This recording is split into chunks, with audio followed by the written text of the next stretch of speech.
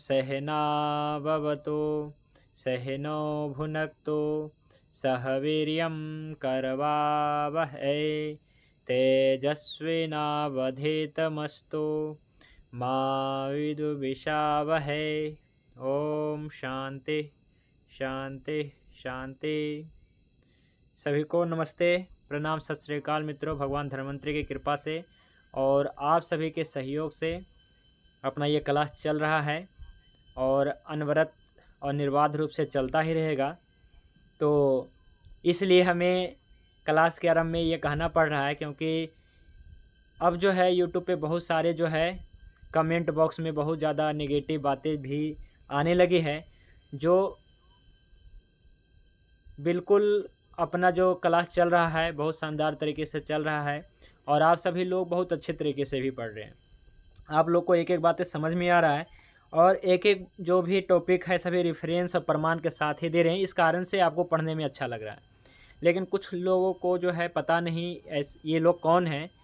कम YouTube पे आकर के हमारे वीडियो भी देखते हैं, हमारे क्लास का जो है लेक्चर भी सुनते हैं मुफ्त में और ज्ञान भी लेते हैं, और बाद में जो है कमेंट भी उल्टा सीधा करते हैं कि नहीं जी ये तो नहीं हो सकता, पृथ्वी महाभूत आप महाभूत में विलीन तो नहीं हो सकता। तो हम कहते हैं उनको कि आप जो है आप प्रमाणित करो, आप हमें गलत साबित करो, हम आपको इनाम देंगे। और मैं पढ़ाऊँगा क्यों, पहले मैं खुद पढ़ूँगा और हमारे जितने भी अभी आप जुड़े हैं सभी पढ़ेंगे। लेकिन ऐसे लोग को कोई पता नहीं रहता, क्योंकि ये सभी लोग जो हैं घमंड में या फिर अहंकार बस बोलते हैं, लिखते हैं। तो चलिए इन बातों पे ध्यान नहीं देंगे, लेकिन हाँ ऐसे लोगों का जो है जवाब ज़रूर देना है। तो ग्रुप में हमने डाल दिया था वो वीडियो का लिंक, जिस पे आप सभी लोगों को कमेंट करना था। आप सभी लोग कमेंट करें, ठीक है। तो आज का टॉपिक अपना शुरू करते हैं जी। तो आज का टॉपिक है अपना आलोचक पित्त, और आज का टॉपिक जो है आलोचक पित्त है, जिसमें पांचभौतिक संरचना देखें तो तेज महाभूत है जी। ये तेज महाभूत प्लस तेज महाभूत, इस प्रकार से ये तेज महाभूत प्रधान है। ये क्या क्या कार्य करता है, कहाँ रहता है, इसके कितने प्रकार हैं, तो सभी जो है पित्त के बारे में हमने पढ़ा है, बात के बारे में भी पढ़ा है, पित्त के कफ के बारे में पढ़ा है। परंतु ये विशेष रूप से आलोचक पित्त के बारे में पढ़ेंगे। आलोचक पित्त दो प्रकार के होता है ना। तो और सभी पित्त के बारे में ऐसा नहीं पढ़ा था कि ये पाचक पित्त दो प्रकार का होता है, लेकिन या फिर साधक पित्त दो प्रकार का होता है, ऐसा कभी नहीं पढ़ा। लेकिन आज जो हम पढ़ेंगे, देखते हैं आज का टॉपिक कहाँ तक जो है चलता है, क्योंकि ये बहुत बड़ी टॉपिक है और आज के टॉपिक में जो है क्या है कि बहुत बड़ी है, इसको कवर करना है। तो देर नहीं करते हैं और सभी साथी समय पे जुड़े, 2 मिनट पहले जुड़े।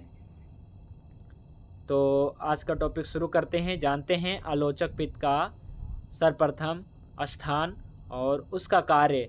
सभी आयुर्वेदिक जो ग्रंथ है उसका रेफरेंस है। तो सर्वप्रथम अष्टांग हृदय भागवत ऋषि क्या कहते हैं, तो कोई भी साथी क्या है कि पढ़ना चाहते हैं यहाँ से तो पढ़ सकते हैं आलोचक पित्त का वर्णन।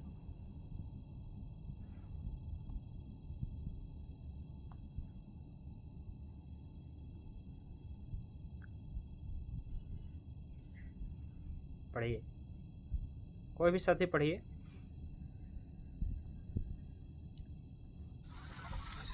आलोचक पित्त जो पढ़िए जी, पढ़िए। राजीव कुमार जी पढ़े।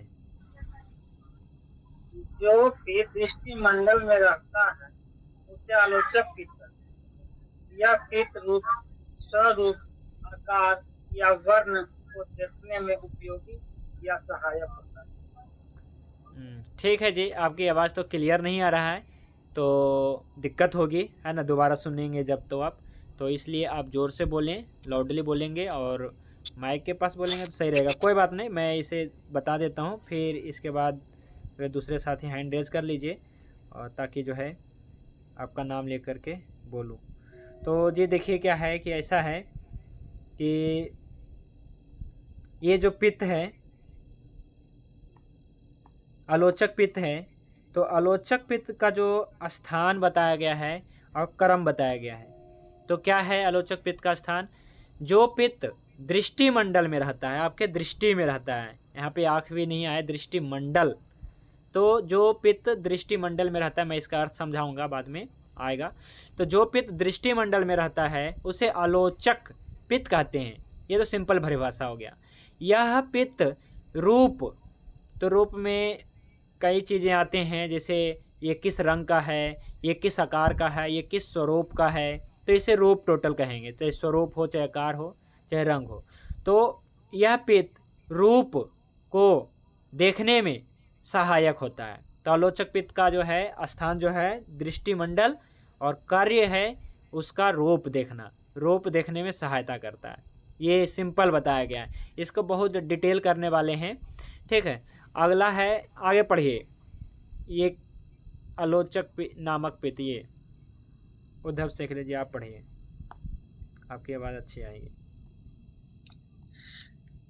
आलोचक नाम का जो पित्त है वह रूप ग्रहण का कारण है, अर्थात उसी के सामर्थ्य से रूप का ग्रहण होता है। ठीक है, तथा प्राजक, हाँ ये एक ही लाइन पढ़ना था, फिर नीचे दूसरे पित्त का वर्णन है। तो भाव प्रकाश निघंटु में बताया गया है कि आलोचक नाम का पित्त ये क्या है, तो आलोचक नाम का पित्त यह रूप ग्रहण का कारण है। एक ही बात है, अलग अलग तरीके से समझा रहे हैं, अर्थात उसी के सामर्थ्य से, यानी आलोचक पित्त के सामर्थ्य से, सहयोग से, सहायता से यह जो है रूप ग्रहण कर पाता है, यानी कि हम देख पाते हैं, रूप का ग्रहण हो पाता है, ऐसा समझिएगा। जैसे हम किसी का जो है स्वरूप देख पाते हैं, आकार देख पाते हैं या रंग देख पाते हैं। तो एक ही बात है ना, कि आलोचक पित्त जो है आपका जो है रंग, आकार और मतलब क्या है स्वरूप को देखने में सहायता करता है, आँखों में रहता है। फिर इसी प्रकार से सुश्रुत ऋषि ने क्या कहा है, सुश्रुत ऋषि ने लिखे हैं कि यह जो पित्त है, यानी जो पित्त दृष्टि में रहता है उसकी आलोचक संज्ञा है, वह दृश्य रूप को ग्रहण करने में नियुक्त है। यानी कि ये परिभाषा सुश्रुत ऋषि ने दिया है कि जो पित्त आँखों में, पित्त दृष्टि, देखिए यहाँ पे स्पष्ट आँख नहीं आ रहा है, मैं बताऊंगा कारण आगे आएगा। तो जो पित्त दृष्टि में रहता है उसकी आलोचक संज्ञा है। तो दृष्टि मतलब क्या होता है ये भी मैं बताता हूँ। तो अब जो है कोई भी साथी आगे पढ़िए, देखिए ये जो है ये लाइन पढ़िए, जो पित्त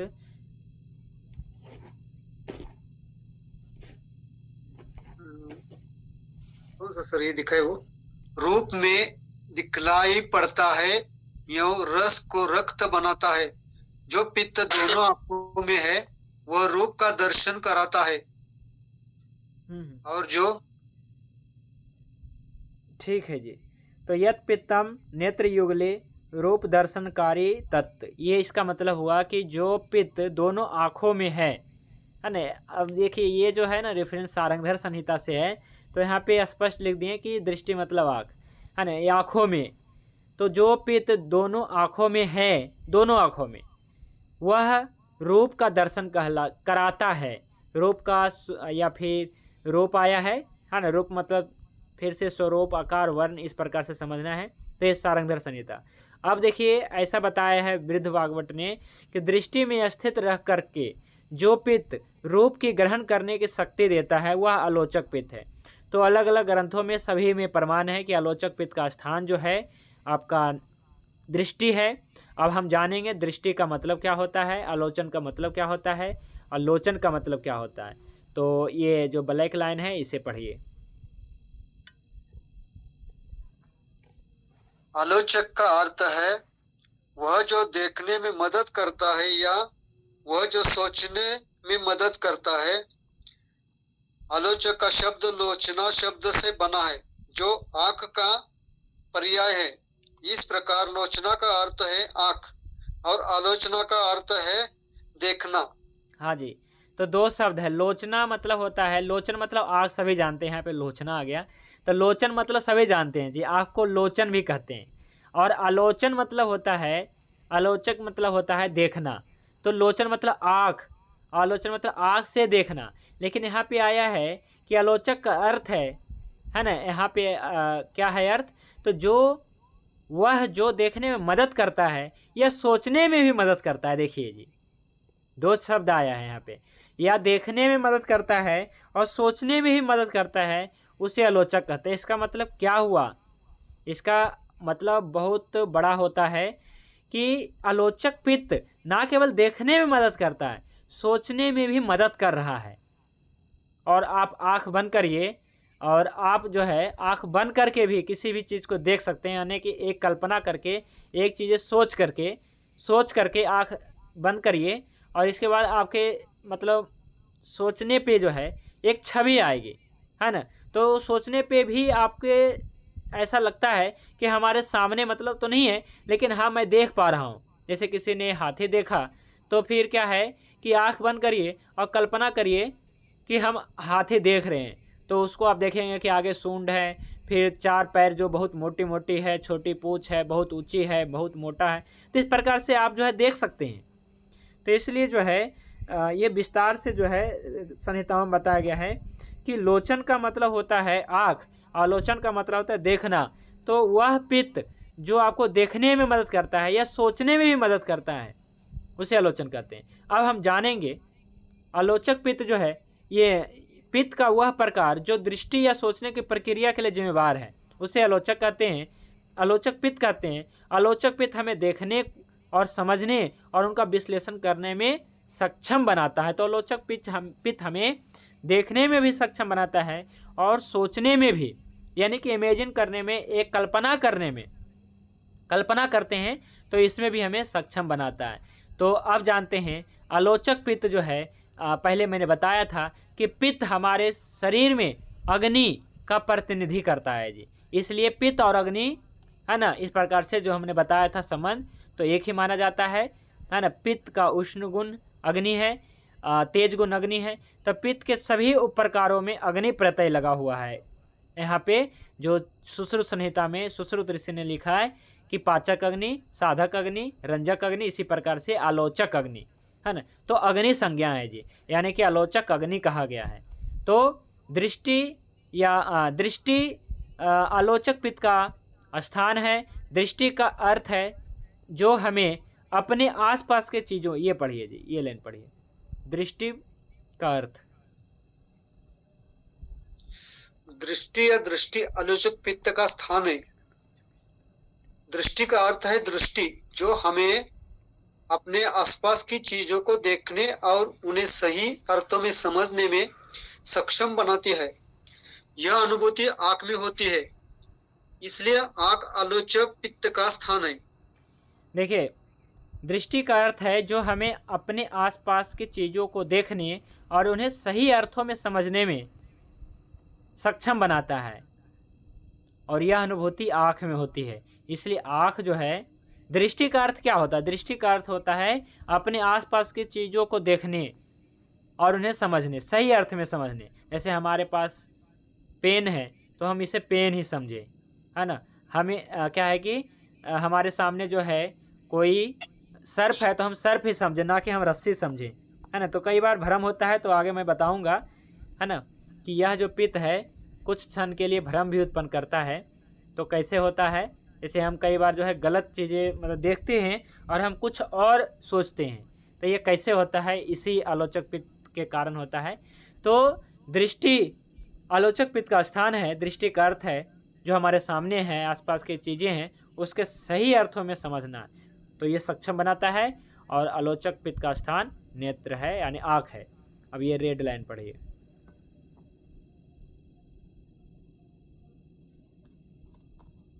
यह पित्त उप प्रकार न केवल शारीरिक आंख में स्थित है, बल्कि दृष्टि के शरीर विज्ञान को भी सक्षम बनाता है।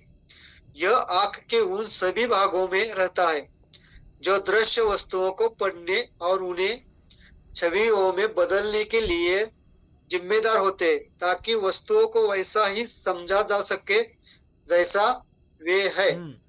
तो यह जो पित्त का जो प्रकार है केवल शारीरिक आँख में स्थित है, बल्कि दृष्टि के शरीर विज्ञान को भी सक्षम बनाता है।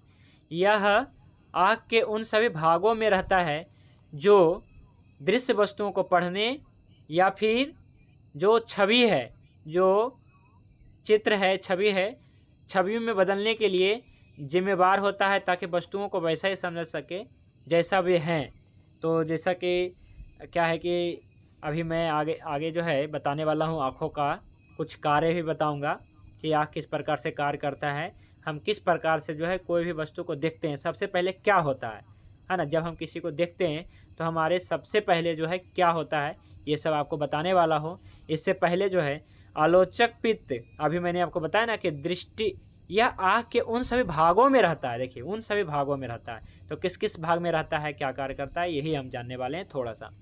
तो आलोचक पित्त के कार्यों को आचार्य भेल द्वारा बताए गए हैं। इसके प्रकार को जानने के बाद हम बेहतर ढंग से समझ पाएंगे आलोचक पित्त को। तो आचार्य भेल यानी कि भेल संहिता के अनुसार आलोचक पित्त 2 घटक यानी 2 प्रकार हैं जी। तो क्या क्या हैं ये हम देखने वाले हैं। तो सबसे पहले पढ़िए ये आलोचक पित्त। आलोचक पित्त, यह पित्त नेत्रों में रहता है, इसी के कारण हम देख सकते हैं। बेल ने इसके 2 भेद बताए हैं, चक्षु वैशेषिक आलोचक पित्त और बुद्धि वैशेषिक आलोचक पित्त। चक्षु वैशेषिक आलोचक पित्त का कार्य वस्तुओं के विभिन्न आकार, प्रकार, वर्ण तथा अन्य चक्षुग्राह्य विषयों का ज्ञान करना है। इसे विजुअल पल्स मान सकते हैं। बुद्धि वैशेषिक आलोचक पित्त का कार्य किसी वस्तु की स्मृति और तत्सदृश वस्तु को देखने पर उसे पहचानना है और उसे विजुअल सेंचर कह सकते हैं। ठीक है, सेंटर, ठीक है। आलोचक पित्त, यह पित्त नेत्रों में रहता है, यानी कि ये तो पहले ही क्लियर हो गया, नेत्र में, आंखों में, दृष्टि में रहता है, इसी के कारण हम देख सकते हैं। और भेल ने इसके 2 भेद बताए हैं, ये हम देखने वाले हैं। तो पहला है चक्षु वैशेषिक आलोचक पित्त और दूसरा है बुद्धि वैशेषिक आलोचक पित्त। यही है 2 नाम। चक्षु वैशेषिक, चक्षु मतलब होता है आँख, यानी कि आँख से हम देखने का कार्य करते हैं जी। और बुद्धि वैशेषिक, इससे हम सोचने का कार्य करते हैं जी। इसे समझिए, है ना, बहुत सिंपल है, मैं इसे समझाने का प्रयास करता हूँ। पहला है चक्षु वैशेषिक, मतलब जो चक्षु, इसको सीधा समझिए, चक्षु आलोचक पित्त ऐसा समझ लीजिए। और दूसरा है बुद्धि आलोचक पित्त। तो चक्षु वैशेषिक यानी चक्षु से विशेष समझ रखने वाला जो आलोचक पित्त है, चक्षु वैशेषिक, इसे हम विजुअल पर्पल भी हम कह सकते हैं, है ना। मतलब क्या है कि ये मॉडर्न में हो गया, है ना, मॉडर्न कंसेप्ट के अनुसार हो गया। तो चक्षु वैशेषिक आलोचक पित्त और दूसरा है बुद्धि वैशेषिक आलोचक पित्त, जिसे हम क्या विजुअल सेंटर हम कह सकते हैं। तो 2 बातें इसमें आती है। तो चक्षु वैशेषिक से हम कोई भी वस्तु के विभिन्न आकार, प्रकार और रंग देखते हैं, ठीक है। जो क्या है कि हम देखते हैं कि ये कोई सामने कोई वस्तु है तो हम उसके आकार, प्रकार और रंग देखते हैं, ये हमें दिखाता है आलोचक पित्त है। लेकिन आलोचक पित्त का चक्षु वैशेषिक आलोचक पित्त दिखाता है। और दूसरा प्रकार है बुद्धि वैशेषिक। तो बुद्धि वैशेषिक दिखाता नहीं है, इसे समझाता है या फिर वस्तु की स्मृति या कल्पना करवाता है। मान लीजिए कि आपने कोई भी चीज़ नहीं देखी होगी, या फिर केवल आपने YouTube पे देखा है, चित्र में देखा है केवल, या फिर केवल सुना है, तो आप केवल कल्पना ही कर सकते हैं केवल कि ऐसा होगा, है ना। किसी ने देखा नहीं है, तो जो किसी ने देखा नहीं है तो फिर क्या है, केवल कल्पना करके भी वो चीज़ें लगा सकते हैं, अनुमान, है ना। तो जैसे क्या है कि किसी ने मान लीजिए कि ऐसा वस्तु जो कभी देखा नहीं है या मोबाइल में भी नहीं देखा है ना, जैसे किसी ने कभी कोई डायनासोर नहीं देखा है ना, या फिर कुछ ऐसे वस्तु भी जो नहीं देखे, केवल सुने हैं, तो कल्पना केवल कर सकते हैं। या फिर आपने केवल देखा है फ़ोटो देखा है, चित्र देखा है अपने यूट्यूब पे, तो कल्पना ही कर सकते हैं और अपने कल्पना करके अब देख सकते हैं। जैसे आपको कल्पना करने जाए कि राम भगवान थे, तो राम भगवान को कल्पना आप जब भी करेंगे तो आपके मन में जो है वही राम भगवान आएंगे जो टीवी सीरियल में आते हैं, और कोई दूसरा राम भगवान नहीं आएंगे। मतलब इसकी जो है वहीं पे जो है आपको जो है छवि जाएगा। और 50-60 साल के बाद, 100 साल के बाद जो है ये सीरियल ख़त्म हो जाएगा या फिर दूसरे सीरियल आ जाएंगे, है ना। तो फिर क्या होगा कि अलग उस सीरियल में जो व्यक्ति रोल किया होगा उसका छवि आएगा। तो जो आपने एक बार देख लेते हैं वही छवि हमारे मन में बन जाता है। तो ये जो कल्पना है या फिर कहीं ये जो क्या है कार्य है, बुद्धि वैशेषिक का है। तो आपको चक्षु वैशेषिक और बुद्धि वैशेषिक आलोचक पित्त इस प्रकार से समझना है कि बुद्धि क्या है कि चक्षु वैशेषिक आलोचक पित्त का कार्य है उसका आकार प्रकार रंग देखना, और बुद्धि वैशेषिक का कार्य है सोचना कल्पना करना। ठीक है, तो अब आगे जानते हैं और भी विशेष रूप से क्या है किस प्रकार से भेल ऋषि ने कहा है, तो इसको हम जानते हैं, है न। तो पढ़िए आलोचक पित्त की व्याख्या भेल संहिता। आलोचक की व्याख्या। अब भगवान श्री अत्रेय ने कहा, यह जो आलोचक नाम वाला है वह वर्षा, शीत तथा आतप से बढ़ जाता है। वह दो प्रकार का है, एक चक्षु वैशेषिक नेत्र दृष्टि को विशेष दक्ष रखने वाला, तथा दोन बुद्धि वैशेषिक बुद्धि को दक्ष बनाने वाला। हाँ। अब इनमें जो चक्षु वैशेषिक है वह आत्मा या मन के सन्निकर्ष म्हणजे संबंध या निकटता से ज्ञान उत्पन्न कर चित्त में चित्र को स्थापित करके स्वसंवेद पसीने से उत्पन्न होने वाले अंडज, उद्बीज तथा जरायुज, इन 4 प्रकार के भूतग्राम, 4 खानी या 4 प्रकार के वर्ण वाले प्राणियों के लक्षण, स्वरूप, वर्ण, स्वर, संस्थान, प्राप्ति स्थान आदि का अद्योपान ज्ञान, पुष्प, फल तथा पत्तों की 1-1, 2-2 या 3-3 एक साथ क्या विशेषताएं है, इनमें मैं कितना समझाता हूँ इसे, है ना, समझाता हूँ इसे। देखिए क्या है कि इसमें से मुख्य रूप से आपको क्या समझना है कि जो भेल संहिता से, ये जो पूरा आज का जो टॉपिक है भेल संहिता से है जी। ठीक है, भेल संहिता के रेफरेंस से है, क्योंकि ऐसा अष्टांग हृदय में विशेष रूप से कुछ नहीं बताया गया है, बस यहाँ पे बता दिया गया कि आँखों में आलोचक पित्त होता है जो हमें देखने में मदद करता है। लेकिन आपने सुना होगा कि बच्चे की बुद्धि तेज है ना। तो तेज मतलब क्या होता है जी? तेज मतलब फास्ट भी होता है, और तेज मतलब अग्नि भी होता है जी। तो अग्नि क्या है? तेज है जी। रॉकेट में क्या होता है? हवा होता है, या फिर उसके पंख होते हैं, या फिर वो तेज ही होता है, अग्नि होता है? तो अग्नि ही होता है ना, जिससे रॉकेट जो है मतलब क्या तेज गति से उड़ कर पाता है। तो अग्नि जो है सबसे तेज है जी, है ना। इस कारण से इसको तेज महाभूत कहते हैं। बार बार अग्नि को तेज महाभूत क्यों कहते हैं? क्योंकि अग्नि बहुत तेज है देखा जाए तो अग्नि सबसे तेज है, ये जो है इस कारण से तेज कहते हैं। और उसी प्रकार से बुद्धि भी, है ना। तो जब क्या है कि अग्नि जैसे जब किसी की बुद्धि हो जाती है तो कहते हैं उसकी बुद्धि तेज है, उसकी बुद्धि तेज है, वो बच्चा तेज है। तो तेज मतलब वैसे तो अग्नि होता है, तेज मतलब फास्ट भी होता है कि वो जल्द समझ लेता है और याद बहुत जल्दी कर लेता है, समझ लेता है और बहुत याद भी रखता है। तो इस प्रकार से तेज है कहते हैं। तो आलोचक पित्त यानी कि आलोचक अग्नि कहा गया है कि यह जो आलोचक नाम का अग्नि है या फिर आलोचक पित्त है, वह वर्षा, शीत और आताप से बढ़ जाता है। कि ये 2 प्रकार का है, चक्षु वैशेषिक और बुद्धि वैशेषिक। तो चक्षु वैशेषिक में आपको मुख्य रूप से नेत्र दृष्टि को विशेष दक्ष रखने वाला, यानी कि जो आपके नेत्रों को अच्छा रखता हो, इसे कहा गया है।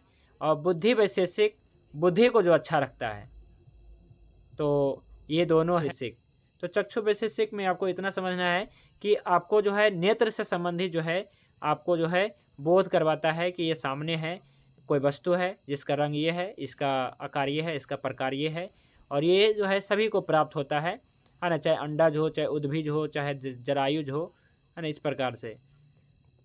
तो अगला है बुद्धि वैशेषिक, ये पढ़िए।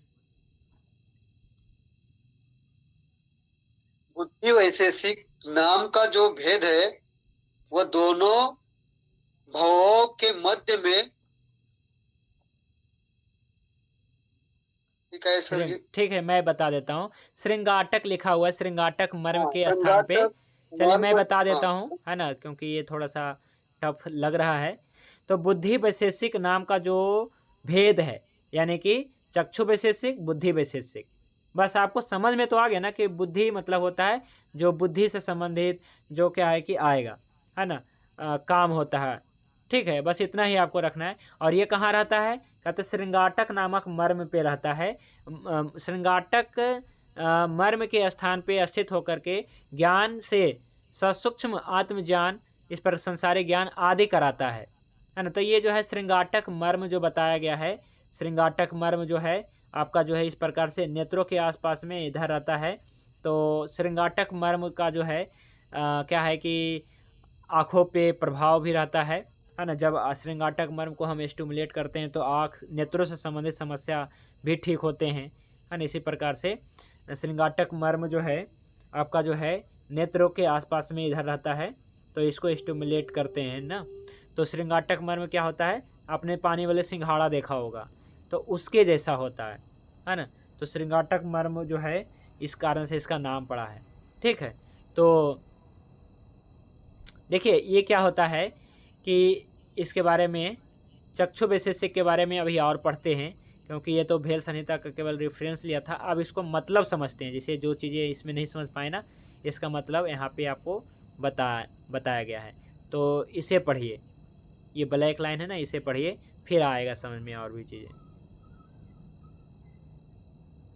चक्षुर वैशेषिक आलोचक पित्त का यह घटक आँख तक ही सीमित है, यानी केवल शारीरिक आँख तक दृश्य बोध चार घटकों के समन्वय के बाद होता है। दृश्य बोध में भाग लेने वाले ये घटक है। ठीक है, मैं बताता हूँ। चक्षु वैशेषिक जो आलोचक पित्त है, यह घटक आँख तक ही सीमित है, यानी कि केवल शारीरिक आँख तक। ठीक है, तो दृश्य बोध चार घटक के संवयन के बाद होता है। दृश्य बोध में यानी देखने में, है ना, भाग लेने वाले घटक क्या क्या हैं, तो इसे मैं बताने वाला हूँ। तो पहला है चक्षु इंद्रियें। आपका चक्षु इंद्रियें देखने में क्या क्या भाग, माने हम कैसे देखते हैं, तो इसकी थोड़ी सी मैं एक्सप्लेन करने वाला हूँ। पहला है चक्षु इंद्रियें, दूसरा है मन, तीसरा है बुद्धि, और चौथा है आत्मा। ठीक है जी, कहेंगे क्या क्या ये बता रहे हैं, हम तो बस देख पा रहे हैं। ठीक है, यही काफ़ी है। तो पहला है चक्षु इंद्रिय, तो ये जो है पूरा ब्लू लाइन पूरा पढ़ दीजिए। चक्षु इंद्रिय दृश्य बोध का अंग, अर्थात वस्तु की छवि को समझने में शामिल शारीरिक आँख के सभी घटक। इसमें आँख के संरचनात्मक और कार्यात्मक दोनों घटक शामिल होते हैं। मन एक संवेदी इकाई है। मन दृश्य वस्तुओं के बीच भेद करता है, जो लाभदायक है और जो हानिकारक है। अहंकार किसी व्यक्ति का अहंकार प्रभुत्व प्रदान करेगा और चीजों को देखने का दावा करेगा। बुद्धि व्यक्ति की बुद्धि दृश्य धारणा का न्याय करती है। यह दृश्य धारणा को या तो स्वीकार करती है या अस्वीकार करती है। आत्मा मन से जुड़ने के बाद आत्मा अनुभूति का अनुभव करेगी। देखिए, तो जो हम देखते हैं, कोई भी वस्तु को हम देखते हैं, तो देखने में भाग लेने वाले ये चार हैं। पहला है चक्षु इंद्रियें, आपका आँख, फिर मन, बुद्धि और आत्मा, ये याद रखिएगा। तो चक्षु इंद्रियें दृश्य बोध का अंग है, ये तो है ना, यानी कि ये तो अंग है जो आपको प्रत्यक्ष दिखता है। तो वस्तु की छवि को समझने में शामिल होता है ये, और संरचनात्मक और कार्यात्मक दोनों घटक शामिल होते हैं, है ना। तो ये जो है वस्तु की क्या है कि कोई भी छवि है उसको समझने में शामिल होता है। मन क्या है, तो मन एक संवेदी इकाई है। ये क्या करेगा कि जो मन देखेगा, मतलब क्या है कि वस्तुओं में भेद करेगा, जो लाभदायक है या जो हानिकारक है, इस प्रकार से। अच्छा, इसमें एक और आता है, अहंकार भी है ना, ये छूट गया है। चक्षु इंद्रिय, मन, अहंकार, बुद्धि और आत्मा, इस प्रकार से। अहंकार किसी व्यक्ति का अहंकार प्रभुत्व प्रदान करेगा, मतलब चीज़ों को देखने का दावा करेगा, है ना, कि हमने ये चीज़ देखा है, इस प्रकार से। तो अहंकार किसी वस्तु का जो है प्रभुत्व प्रदान करता है, यानी कि इसे जो है दावा जो ठोकता है ना, इस प्रकार से अहंकार बस जो है दावा इस पर, इसलिए इसको कहा गया अहंकार। अब बुद्धि क्या है, बुद्धि दृश्य धारणा करेगा, माने कि जो दृश्य है उसको धारण करेगा, या तो स्वीकार करेगा या तो स्वीकार करेगा, बुद्धि। और आत्मा जो है मन से जुड़ जाने के बाद जो है अनुभव करेगा केवल। तो देखिए, मन क्या है कि मन को इसलिए कहा गया बलवान बनाओ, क्योंकि चक्षु इंद्रिय तो देख रहा है, हर चीज़ देख रहा है, चक्षु इंद्रिय तो सब चीज़ देख रहा है, लेकिन मन तय करेगा कि इसको देखो, इसको ना देखो। लेकिन अगर बुद्धि उसका काम करेगा, तो बुद्धि क्या है कि हमेशा जो है स्वीकार अस्वीकार करेगा, माने अच्छी चीज़ को स्वीकार करेगा और बुरे चीज़ को अस्वीकार करेगा। और मन जो है ना, ये तो भेद करता है कि हानिकारक है, ये लाभदायक है, लेकिन स्वीकार अस्वीकार उसका बुद्धि। तो कहते बुद्धि से काम लो, मन से काम ना लो, बुद्धि से काम लो, क्योंकि बुद्धि जो है स्वीकार अस्वीकार कराती है, और मन जो है केवल लाभदायक हानिकारक जो है भेद कराता है ना। इस प्रकार से क्या है कि चक्षु इंद्रिय, मन, अहंकार, बुद्धि और आत्मा। और आत्मा से जुड़ने के बाद आत्मा जो है वो सारे दृश्यों को जो है अनुभव करती है, जो हम चक्षु इंद्रियों से देखते हैं वो सब जो है अनुभव करते हैं। तो आयुर्वेद के अनुसार दृश्य बोध का क्रम, जब मन और आत्मा नेत्र दृश्य वस्तुओं के साथ जुड़ जाता है तो हम दृश्य वस्तुओं का बोध होता है ना। यहाँ पे सभी आता है, केवल ऐसा नहीं कि केवल आँख है ना। तो मन से जुड़े होने के कारण आँख किसी वस्तु को देखेगी और उसे पहचानेंगी, बाद में अहंकार धारण पर अधिकार जमा लेगा। यह अनुभूति चक्षु इंद्रियों को सौंप दिया जाता है ना। जो चक्षु इंद्रिय हैं सौंप दिया जाता है, अर्थात वह बुद्धि का घटक है, अर्थात जो चक्षु इंद्रिय हैं वो बुद्धि का मतलब घटक है, जो दृश्य अनुभूति से जुड़ा हुआ है। तो बुद्धि तय करेगी कि अनुभूति लाभदायक है या हानिकारक है, और मतलब क्या है कि इसे स्वीकार करेगा या फिर अस्वीकार करेगा, है ना। तो एक बार जब दृश्य वस्तु को लाभकारी माना जाता है तो जानकारी आत्मा तक पहुंचती है कि अरे भाई ये तो अच्छी है चीज़ें, तो उसे जो है क्या है कि आत्मा तक पहुंचाती है। इस प्रकार आत्मा, मन, आँख, इंद्रिय वस्तु के साथ मिलकर के दृश्य अनुभूति का अनुभव कर लेता है। तो दृष्टि वैशेषिक जो है आलोचक पित्त, दृष्टि मतलब क्या है कि वस्तुओं की दृष्टि धारणा, इस प्रकार से समझिएगा। और ये आलोचक पित्त जो है आत्मा, मन, इंद्रिय से जुड़ने के बाद दृश्य की धारणा लाता है, और मन आत्मा से जुड़ने के बाद आँखों द्वारा देखी गई वस्तु बुद्धि तक पहुंच जाती है। मतलब ऐसा है कि इसे समझने का सरल तरीका ये है कि सबसे पहले जो है आपका आँख देखेगा, आँख देखने के बाद मन जो है उसका लाभ हानि का जो है अंतर करेगा, अहंकार जो है दावा करेगा, बुद्धि जो है निर्णय करेगा, स्वीकार अस्वीकार करेगा, और आत्मा अनुभव करेगा, है ना। इस प्रकार से कि ये जो है मतलब कैसी है ना, सुखद है, दुखद है, इस प्रकार से बहुत सारे चीज़ें जो है सुखद होती है हमारे सामने और बहुत सारी चीज़ें दुखद होती है। तो इस प्रकार से हैं, है ना। और भी चीज़ें हैं आगे टॉपिक में, तो इसे देखते हैं। ये है आज का लास्ट टॉपिक, तो यहाँ से जानते हैं। ये लाइन पढ़िए जी।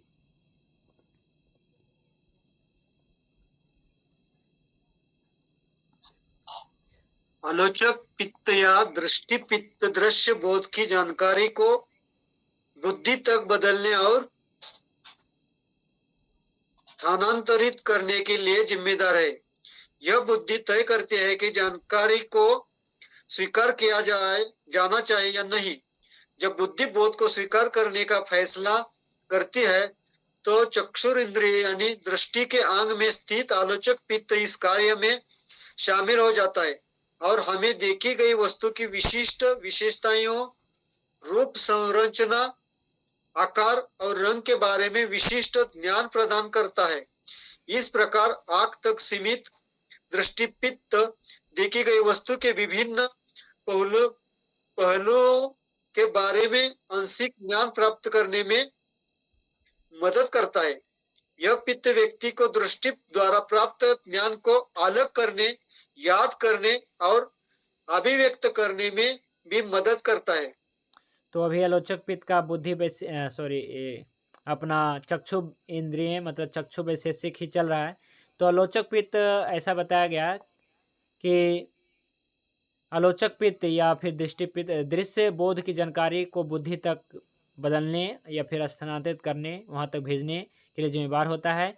तो बुद्धि तय करती है जानकारी को कि स्वीकारा जाए कि अस्वीकारा जाए। तो जब बुद्धि बोध को स्वीकार करने का फैसला कर लेती है तो चक्षुर इंद्रिय यानी कि दृष्टि के अंग में स्थित जो आलोचक पित्त है इसके कार्य शामिल हो जाता है और हमें देखी गई वस्तु के विशिष्ट जो उसका रूप है, रंग है, संरचना है, आकार प्रकार, इस प्रकार से तो इसके बारे में विशिष्ट ज्ञान प्रदान करता है। तो इस प्रकार आँख तक सीमित दृष्टि मतलब जो आलोचक पित्त है देखी गई वस्तुओं के विभिन्न पहलुओं के बारे में आंशिक रूप से ज्ञान प्राप्त करने में मदद करता है। यह पित्त व्यक्ति को दृष्टि द्वारा प्राप्त ज्ञान को अलग अलग या फिर याद करने, अभिव्यक्त करने में मदद करता है। तो इस प्रकार से ये जानकारी जो है दृष्टि के बारे में आलोचक पित्त का जो चक्षु वैशेषिक पित्त है, चक्षु वैशेषिक आलोचक पित्त है। अब हम जानते हैं बुद्धि वैशेषिक, है ना। तो बुद्धि वैशेषिक ये जो ग्रीन लाइन है ये पढ़िए। बुद्धि वैशेषिक आलोचक पित्त। आलोचक पित्त का यह घटक आंखों से परे मस्तिष्क में स्थित है। यह श्रृंगार क्षेत्र में स्थित है, अर्थात भवों के बीच में। यह आत्मा द्वारा अनुभव की जाने वाली सूक्ष्म एवं असाधारण बातों और सूचनाओं को ग्रहण करता है। ठीक है जी। श्रृंगाटक यहाँ पे लिखा है, श्रृंगाट नहीं है। तो श्रृंगाटक मर्म होता है जो, वहाँ पे ये इसका स्थान बताया गया है। तो जो आलोचक है ना, बुद्धि वैशेषिक आलोचक पित्त जो है ये कहाँ रहता है जी? तो श्रृंगाटक मर्म यानी कि ये भवों के आसपास, भवों के बीच में रहता है। यह आत्मा द्वारा अनुभव की जाने वाली सूक्ष्म एवं असाधारण बातों और सूचनाओं को ग्रहण करता है। तो इसमें देखा ऐसा है कि इसमें कुछ दिखाई नहीं पड़ता, इसमें बस कल्पना करते हैं और कल्पना करके हम देखते हैं कि ऐसा हो सकता है ना। तो बस कल्पना मात्र है ये, लेकिन हम इसे जो है कहिए कि ये भी एक प्रकार का आलोचक पित्त ही है, भेल ऋषि ने कहा है ना। तो इसे भी जो है बहुत ही इम्पोर्टेंट माना जाता है कि हम कोई भी वस्तु को कल्पना करते हैं और कल्पना करके जो है ना, क्या है कि कोई भी चीज़ को हम समझ पाते हैं कल्पना करके, है ना। तो ये जो है पित्त बुद्धि वैशेषिक आलोचक पित्त है, ये जो है आपका श्रृंगाटक क्षेत्र में है, इस पर यहाँ पे। तो इस प्रकार से आँखों के आसपास में भवों के बीच में है। तो यह आत्मा द्वारा अनुभव की जाने वाली, मतलब क्या है कि ये केवल अनुभव का विषय है ना, या कल्पना का विषय है। फिर है जैसे इसमें है कि दृष्टि पित्त का यह भाग एकत्रित जानकारी को मन में धारण करने में सक्षम बनाता है और ये केवल जो जानकारी है मन में धारण, ये मन में होता है केवल, है ना। स्मृति प्रक्रिया में भाग लेता है, उसे नियंत्रित करता है। तो इस प्रकार से ये केवल सोचने का, समझने का यहाँ पे है, ना कि देखने का यहाँ पे कुछ मदद करता है। यह कल्पना करने में मदद करता है, ये देखिए आ गया है ना, यह कल्पना करने में मदद करता है। और दृष्टि पित्त यानी कि ये जो पित्त है बुद्धि वैशेषिक आलोचक पित्त, है ना, क्या है कि इसमें जो है कल्पनाओं क्या है कि भविष्य में होने वाली घटनाओं की कल्पना उनके घटित होने से पहले की जा सकती है। यह पित्त भ्रम के क्षण भी पैदा करता है, देखिए है ना कि यह पित्त जो है भ्रम के क्षण भी पैदा करता है, यानी कि कभी कभी भ्रम भी उत्पन्न कर देता है बुद्धि वैशेषिक आलोचक पित्त। तो अब ये ब्लैक लाइन है, ये पढ़िए।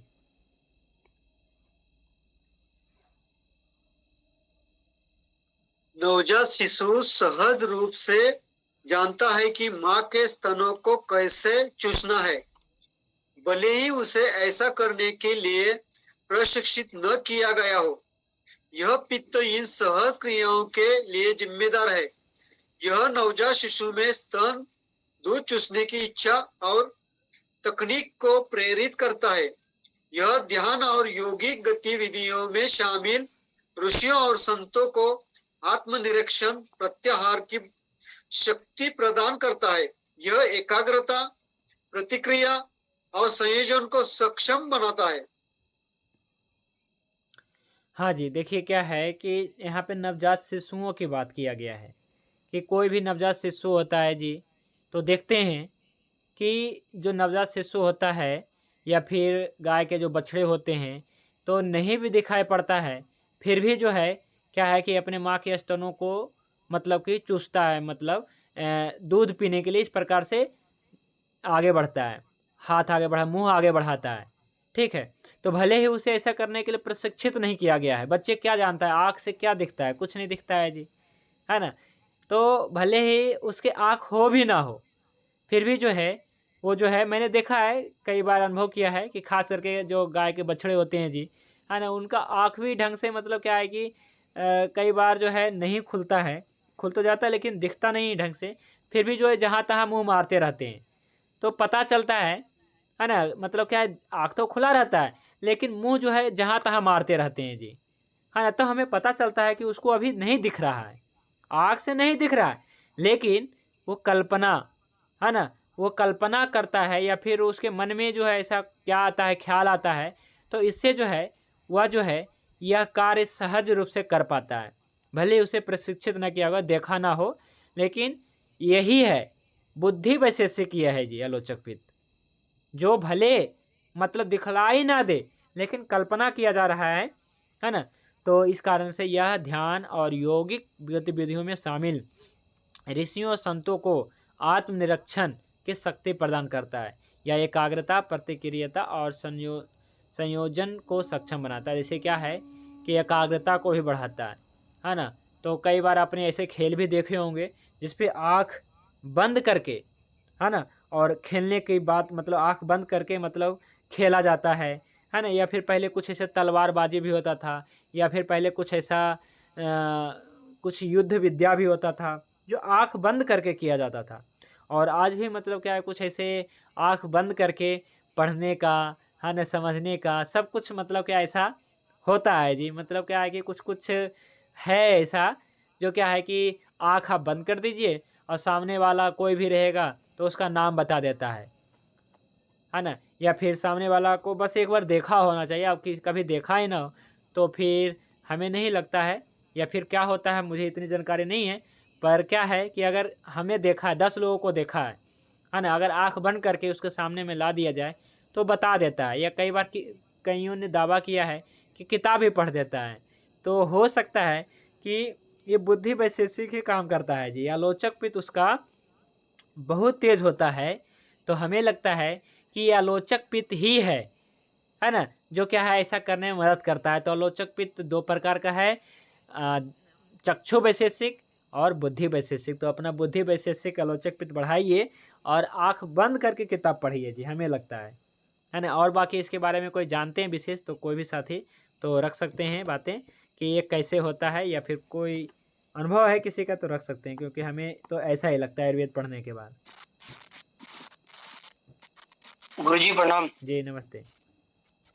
गुरुजी एक उदाहरण बताना चाहता हूँ। जैसे अभी कहीं अपन बैठते हैं और अपन कहीं बैठे हैं और अपने सामने से कोई 2-4 लोग निकलते हैं और अपने मिलने वाला अगर अपन उनको पूछता है कि अभी से एक व्यक्ति इधर से निकला, तो हमारा जवाब कई बार ऐसा होता है कि नहीं, मेरा ध्यान कहीं और था। तो क्या अपन आंख से देखते हैं या ध्यान से देखते हैं? आँख से देखते हैं या फिर मैंने चक्षु इंद्रिय काम करता है या बुद्धि इंद्रिय काम करता है, ये आप कहना चाह रहे हैं? हाँ, चक्षु आंखों के सामने से निकल गया वो आदमी, लेकिन जो कोई पूछता अपने को कि आप यहाँ से कोई गुजरा था, तो बोलते नहीं, मेरा ध्यान कहीं और था। इसका मतलब आंख काम नहीं कर रही है, ध्यान काम कर रहा है। हाँ सही कहा आपने। मतलब आप जिससे वार्तालाप कर रहे हैं वहाँ पे बुद्धि इंद्रिय काम कर रही है ना। तो बुद्धि वैशेषिक आलोचक पित्त काम कर रही है, केवल आपका फोकस जो है केवल और केवल यहाँ पे है, आपका जो है चक्षु वैशेषिक इंद्रिय काम नहीं कर रहे हैं जी। बिल्कुल आपने सही पकड़ा। एक बार हमने सुनी है कहानी, अभी कोई महापुरुष थे जो क्या है कि वो पढ़ाई कर रहे थे और उनके बगल से जो है मतलब उसके गली से जो है कहिए कि बारात गुजरी, है ना, ढोल नगाड़े बजते ही है जी, तो बजते हुए गुजरी। लेकिन क्या है, किसी ने पूछा कि यहाँ से कोई बारात गुजरी है, तो उनको पता नहीं था। ऐसा तो हो सकता है उनका जो है चक्षु इंद्रियाँ काम नहीं कर, उनका जो है बुद्धि वैशेषिक इंद्रिय काम कर रही होगी। तो ऐसा बहुत सारे हैं, उदाहरण हैं। तो या फिर अपने अभी जो है, अभी भी आप देखते होंगे बहुत सारे ऐसे जो हैं, है ना, जो मतलब क्या है कि जिनका चक्षु इंद्रियों से ज़्यादा जो है बुद्धि वैशेषिक इंद्रियाँ काम कर रही है, जिसके कारण जो है वो सामने वाले व्यक्ति को बता देते हैं कि ऐसी चीज़ें हैं, है ना। और एक बात और करना चाह रहा था गुरुजी मैं। अभी आधुनिक जो आप बीच में बताते रहते हो हमारे को, आधुनिक जो चिकित्सा है के बारे में बताते रहते हो, तो आत्मा के बारे में तो आधुनिक लोग अभी तक पहुंचे ही नहीं है। उनका विचार तो केवल शरीर तक ही पहुंचा है, तो वो आत्मा के बारे में कैसे वो बताएंगे अपने को? और वो जो देखने की प्रक्रिया है जो अभी आधुनिक शिक्षा के अंदर जो इलाज करते हैं, तो उसमें आत्मा का तो कोई उपयोग कर ही नहीं पाएंगे क्योंकि उनको जानकारी भी नहीं है आत्मा के बारे में। तो हाँ, सही कहा आपने। तो आधुनिक साथ संबंध क्या है, इसका टॉपिक कल रहेगा, और जो चीज़ें बच गई हैं वो कल रखेंगे, है ना। तो आधुनिक साथ संबंध अभी आना बाकी है इस पित्त के ऊपर, ठीक है। वैसे तो मैंने थोड़ा सा बता दिया है कि क्या क्या मतलब बुद्धि वैशेषिक को क्या कहा गया है ना, और चक्षु वैशेषिक को क्या कहा गया है, ठीक है। तो हमारे एक साथी हैं जी जो क्या है कि आँख बंद करके और बच्चों को ट्रेनिंग देते हैं कि आप पढ़ो, किताब पढ़ो, है ना।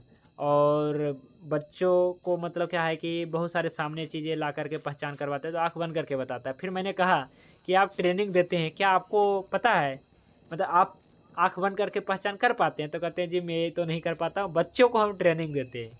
अब बच्चे पहचानते हैं जी, है ना। जैसे आँख बंद कर लीजिए और इसके सामने में कोई नंबर लिख दीजिए, है ना, इसके कॉपी पे, तो वो पहचान लेता है। या फिर कलर ले आइए कोई, तो पहचान लेता है। या फिर कोई बच्चे को दूसरे बच्चे के सामने ले तो पहचान लेता है, मतलब कि सामने में आकर के। तो इस प्रकार, लेकिन वो खुद नहीं कर पाते हैं। तो ऐसा लगता है, मैंने बात किया तो खुद मतलब कि हमें ऐसा लगता है कि उनका जो है भले मतलब क्या है कि मतलब बुद्धि वैशेषिक इंद्रियाँ जो है, बुद्धि वैशेषिक जो है आलोचक पित्त है, वो तेज़ नहीं है, लेकिन बच्चों में हो जाता है। या फिर कहिए कि जो तेज़ करना चाहते हैं, जो इस पे फोकस करते हैं, तो उनका तो हो जाएगा, हमें लगता है। हाँ जी,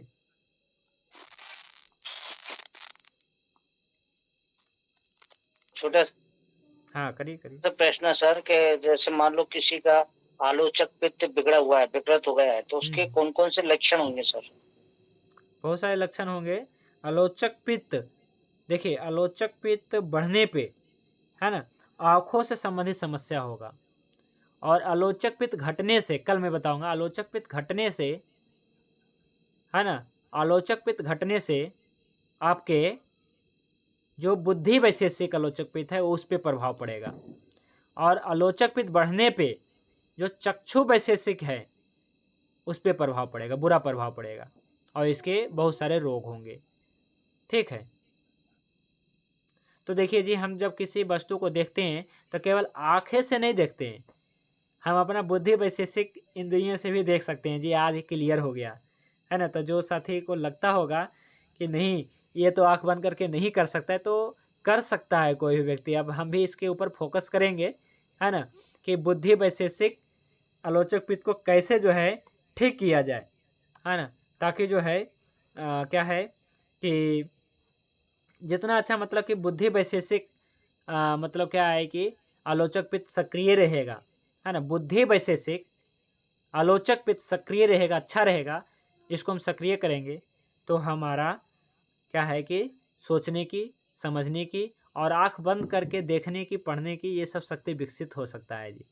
और किसी में ये होता भी है ना, किसी में होता भी है जी, है ना, ईश्वर द्वारा दिया जाता है। मतलब क्या है कि ये वरदान होता है, गॉड गिफ्टेड होता है, ऐसा समझ लीजिए। आपने देखा ही होगा, है ना, बहुत सारे एक ऐसे सोनू मोनू करके पंजाब के हैं ना, उसके 2 सिर है जी, पैर तो 2 ही हैं, हाथ 4 हैं, है ना, सिर भी 4 हैं, आँख भी 4 हैं, कान भी 4 हैं। तो इस प्रकार से हैं, तो ये तो सबके साथ नहीं हो सकता है। आज हमने देख रहा था कि एक ऐसे बच्चा है लगभग 20-22 साल का, 25 साल का, जो 2 भाई है, जुड़वा भाई है, और जुड़वा भाई होने के कारण उनका आधार कार्ड नहीं बन पा रहा है। जुड़वा भाई तो बहुत सारे हैं, लेकिन आधार कार्ड उसका नहीं बन पा रहा है। आधार कार्ड बनाने में मतलब क्या है कि लग गया है 20 साल, अभी तक बन नहीं पाया है। पहले बन गया था, लेकिन अब जो है अपडेट नहीं हो पा रहा है, इस कारण से उसको कोई लाभ नहीं मिल पा रहा है आधार कार्ड का। तो क्यों नहीं मिल पा रहा है? क्योंकि उसकी जो दोनों की जो फिंगरप्रिंट है एक ही जैसा है, और उसकी आँखों का भी जो लिया जाता है वो भी एक जैसा है, तो फिर कैसे हो पाएगा? तो क्या है कि इस कारण से नहीं बन पा रहा है। तो कुछ ऐसी चीज़ें होती हैं जो मतलब कि गॉड गिफ्टेड होता है ना, जो क्या है कि एक जैसा भी हो सकता है, या इस कारण से अलग अलग भी सबका होता है जी, है ना। आँखें तो सब है, सबके पास हैं, और इतने सारे इंसान हैं, लेकिन कोई भी एक जैसा है नहीं है। तो सभी का फिंगरप्रिंट अलग है, लेकिन कुछ का एक जैसा मैच कर गया, है ना। करोड़ों अरबों में ऐसा हुआ है जी, है ना। तो इस प्रकार से बहुत सारी चीज़ें हैं।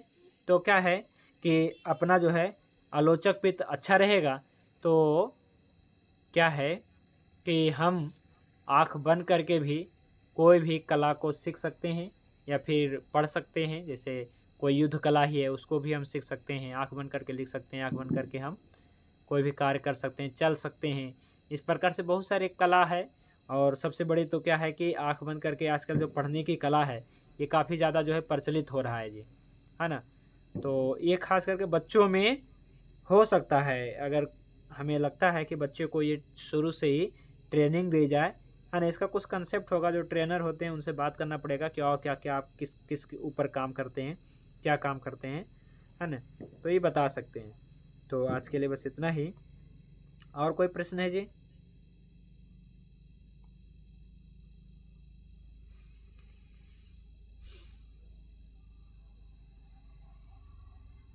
हाँ जी, और भी कोई साथी का प्रश्न है?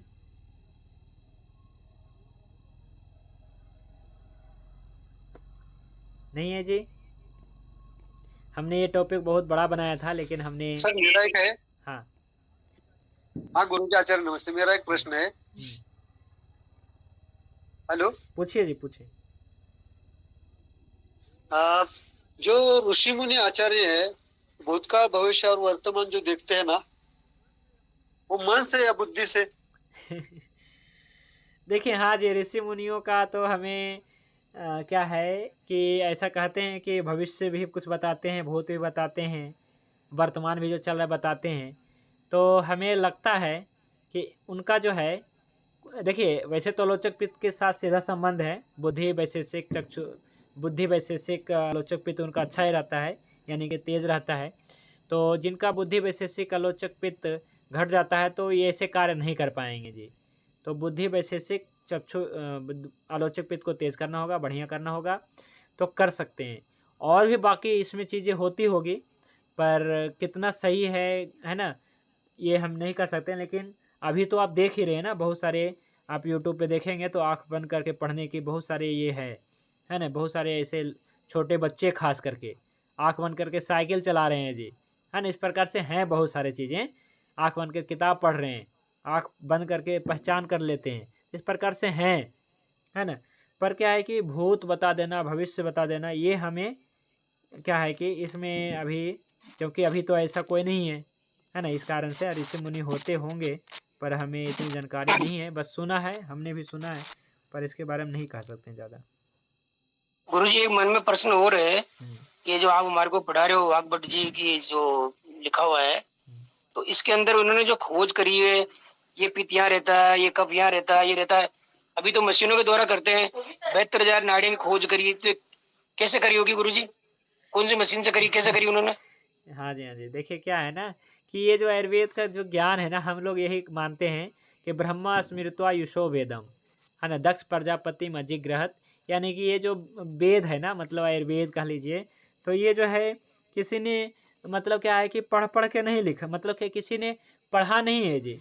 मतलब किसी ने ऐसा नहीं कि पहले जो है सबसे पहले जो है रिसर्च किया, या फिर मतलब सबसे पहले जो है किसी ने पढ़ा देखा, फिर चीड़ा फाड़ा तो लीवर ऐसा किडनी ऐसा, ये एलोपैथी वाले कर रहे हैं। लेकिन आयुर्वेद में ऐसा माना जाता है कि ब्रह्मा जी ने सबसे पहले इसे ध्यान किया। ब्रह्मा स्मृत्वा युषो वेदम, कि ब्रह्मा जी ने सबसे पहले इस वेद को ध्यान किया, इसके बाद दक्ष प्रजापति को दिया, दक्ष प्रजापति ने अश्विनी कुमार को दिया, अश्विनी कुमार ने है ना इंद्र को दिया, इंद्र ने भारद्वाज मुनि को दिया, भारद्वाज मुनि ने अत्रेय मुनि को दिया, अत्रेय ने मतलब क्या है कि हाँ अत्रेय ने पुनर्वसु अत्रेय को दिया, पुनर्वसु अत्रेय ने मतलब क्या है कि अपने 6 शिष्यों को दिया, चरक सुश्रुत आदि, चरक हो गया, भेल हो गया, हारित छलपानी, हारित छारपानी, इस प्रकार 6 शिष्य थे उनको दिया। इस प्रकार से आयुर्वेद बढ़ा दिया। ऐसा है जी आयुर्वेद के इतिहास में, तो मैं तो बताऊंगा ही, लेकिन ऐसा नहीं है कि चरक ऋषि या बागवट ऋषि ने क्या है कि लीवर के देखा है ना, ये तो देखा ही, लेकिन सबसे पहले बहुत सारी चीज़ें जो है ऊपर से आया था। हाँ कह सकते हैं ये आसमानी किताब है जी, है ना। ठीक है गुरुजी ठीक है। हम लोग तो ऐसा ही मानते आ रहे हैं, क्योंकि पहले के जमाने, या फिर ऐसा है कि पहले बहुत एडवांस चीज़ें थी, है ना। अब देखिए क्या है कि सभी जानते हैं जी कि जो कुरुक्षेत्र में चल रहा था वो संजय जो है देख रहे थे जी, है ना, संजय स्पष्ट देख रहे थे, बताइए हैं। जी गुरुजी। तो कुछ तो या तो मतलब कि कह लीजिए कि आज के विज्ञान से पहले का विज्ञान बहुत ज़्यादा डेवलप था, या फिर ये सब क्या है कि जादू टोना इस प्रकार से कह लीजिए चमत्कार था, या फिर सिद्धि था, ऐसा हम कह सकते हैं, है ना। तो हम लोग ज़्यादातर क्या मानते हैं कि आयुर्वेद की उत्पत्ति हुआ ब्रह्मा जी से, मतलब कि ब्रह्मा जी ने सर्वप्रथम याद किया। इस प्रकार से भागवत संहिता में भी है और चरक संहिता में भी यही बात है कि ब्रह्मा जी ने सर्वप्रथम जो है इस वेद को याद किया, याद नहीं मैंने ध्यान किया और उन्हें लिखा, है ना। इस प्रकार से ये चलता आ रहा है, चलता आ रहा है। और जो भी मतलब क्या है कि बहुत सारी चीज़ें तो नष्ट भी हो गई। ब्रह्मा जी ने आवाज बंद हो गई गुरुजी आपकी, माइक बंद हो गया। हाँ जी हाँ जी। तो हम लोग ऐसा मानते हैं ब्रह्मा जी ने सर्वप्रथम, और बहुत सारे चीज़ तो ऐसा है जी कि कहा जाता है कि ब्रह्मा जी ने सर्वप्रथम ब्रह्म संहिता की रचना की है। ब्रह्म संहिता, उसमें 1,00,000 श्लोक था, 1,00,000 श्लोक, बताइए। और अभी जो चरक संहिता है, सुश्रुत संहिता है, उसमें मात्र 6-7 हज़ार सूत्र है जी, 7,120 सूत्र है जो अपना अष्टांग हृदय में। और ब्रह्म संहिता में 1,00,000 श्लोक था, बताइए। तो बहुत सारे श्लोक हट गए, मतलब क्या है, बहुत सारे श्लोक हमको पता नहीं, सूत्र पता नहीं है, बहुत सारी चीज़ें पता नहीं है। इस कारण से आयुर्वेद अधूरा सा है थोड़ा, है ना। लेकिन ऋषि मुनियों ने बीच बीच में आया और उन्होंने लिखा, अपना अपना संहिता लिखा और अपना अपना नाम किया, मतलब इस प्रकार से है इसमें। ठीक गुरुजी, धन्यवाद। ठीक है जी गुरुजी। हाँ जी। अभी अभी आपने बताया ना सभी, किसी ने किसको ज्ञान दिया वो आयुर्वेद का, वो पीडीएफ बना के भेज देना, एक कृपा करिए। ठीक है जी, चलिए ठीक है धन्यवाद इसका हमारे पास पीडीएफ है। धन्यवाद। सुरेश लाल वर्मा जी, आपका कोई प्रश्न अभी है?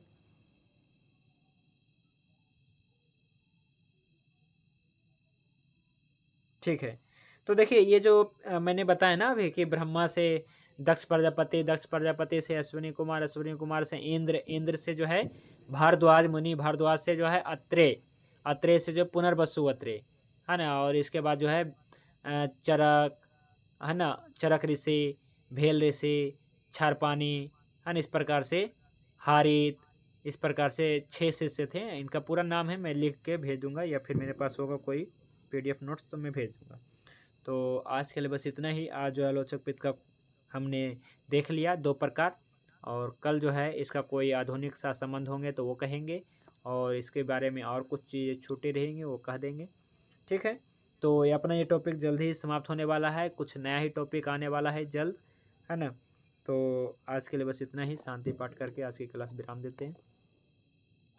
ओम ध्यो शांति अंतरिक्षम शांति पृथिवी शांति आपः शांति औषधयः शांति वनस्पतयः शांति विश्वदेवः शांति ब्रह्म शांति सर्वं शांति शांतिरेव शांति सामा शांतिरेधि। ओम शांति शांति शांति। सभी को नमस्ते, शुभ रात्रि। भगवान धन्वंतरि की कृपा आप सभी पे बने रहे।